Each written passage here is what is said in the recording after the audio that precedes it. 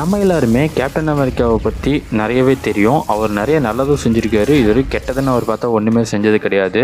எங்கேயும் படத்தில் கூட பார்த்தீங்கன்னா ஒட்டுமொத்த டீமே அழிஞ்சு போனாலும் நான் நிற்பேன்டா அப்படின்னு சொல்லி தேனோஸ்க்கு எதிராக நின்று தேனோஸ் கையால் பார்த்தீங்கன்னா அந்த ஷீல்டு மொத்தமாக ப்ரோக்கன் ஆகிடும். அதாவது கிட்டத்தட்ட பார்த்தீங்கன்னா ஷீல்டு சுத்தமாக உடஞ்சே போயிடும். அப்படி இருக்கும்போது அவர் அந்த ஸ்டோன்ஸ் எல்லாம் ரிட்டன் வைக்கிறதுக்காக எடுத்துகிட்டு கிளம்பிடுவார். அதாவது அந்த ஃபைனல் ஃபைட்லாம் முடிஞ்சதுக்கப்புறம் நான் ஸ்டோன்ஸ் எல்லாத்தையும் ரிட்டன் வைக்கணும், இதுதான் லாஸ்ட் மிஷன் அப்படிங்கிற மாதிரி ஒரு படம் கூட வரதா இருக்குது. ஆனால் அது எந்தளவுக்கு உண்மைன்னு தெரியல. அந்த மாதிரி ஒரு விஷயம் பண்ணும்போது இந்த விஷயத்தை யாரெல்லாம் நோட்டீஸ் பண்ணீங்க? ரிட்டன் வரும்போது அவர் ஸ்டோனுக்கு பதிலாக எல்லா ஸ்டோன்ஸையும் வச்சதுக்கப்புறம் கேப்டன் அமெரிக்காவோட ஒரு ஷீல்டை கொண்டு வந்து கொடுத்துருப்பாரு. இது எப்படி சாத்தியம் அப்படின்னு தான் எனக்கு புரியல.